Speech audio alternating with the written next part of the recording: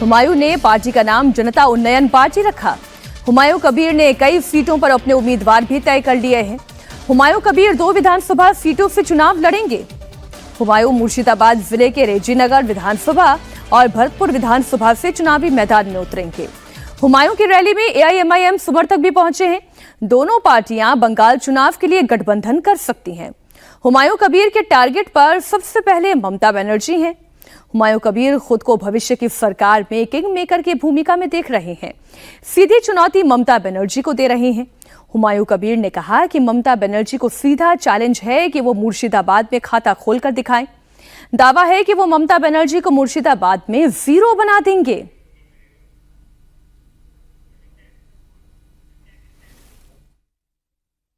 जनता उन्नयन पार्टी, इस पार्टी का एजेंडा क्या है, मोटो क्या है इस पार्टी का?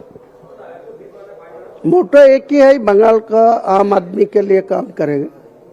क्या मकसद तो यही है। मेरा ऊपर वाला मेरा मानव होके भेजा, तो मानव के लिए काम करने का ही मेरा मकसद है। दूसरा तो कोई इरादे नहीं है। हुमायूं कबीर की विधानसभा सदस्यता खत्म कर दी गई है। बंगाल विधानसभा स्पीकर ने उनकी सदस्यता खत्म कर दी। हुमायूं कबीर को टीएमसी पहले ही बाहर कर चुकी है और उनकी विधानसभा सदस्यता भी जा चुकी है। लेकिन हुमायूं कबीर भी ये जानते हैं कि चुनाव नजदीक है, अब नए सिरे से अपनी पार्टी खड़ी करनी है।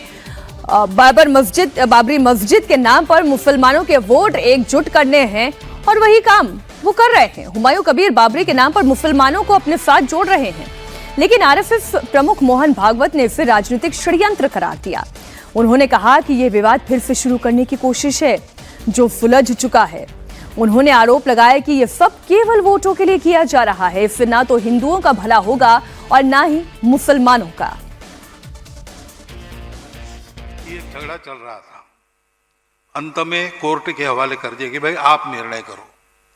कोर्ट ने बड़ा लंबा समय लगाकर, बहुत ही विचार किया होगा ना, इतना लंबा समय लगाया तो, और एक निर्णय दिया तो वहां राम मंदिर बन गया। तो ये मंदिर मस्जिद वाला झगड़ा वहां समाप्त हो गया, बाबरी मस्जिद। अब फिर से बाबरी मस्जिद बनाकर उस झगड़े को रीस्टार्ट करने का ये पॉलिटिकल षड्यंत्र है, मतों के लिए हो रहा है। न ये मुसलमानों की भलाई में है, न ये हिंदुओं की भलाई में। झगड़ा खत्म हो रहा है, अच्छी सद्भावना बनेगी तो ये फिर से वो खाई चौड़ी करने का प्रयास हो जाता है।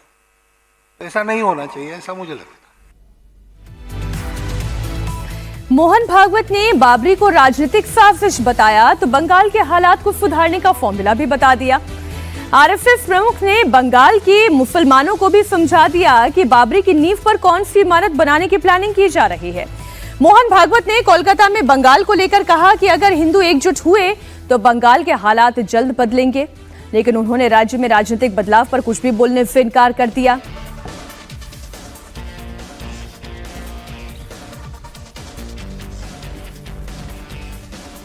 तो ये मंदिर मस्जिद वाला झगड़ा वहां समाप्त हो गया, बाबरी मस्जिद।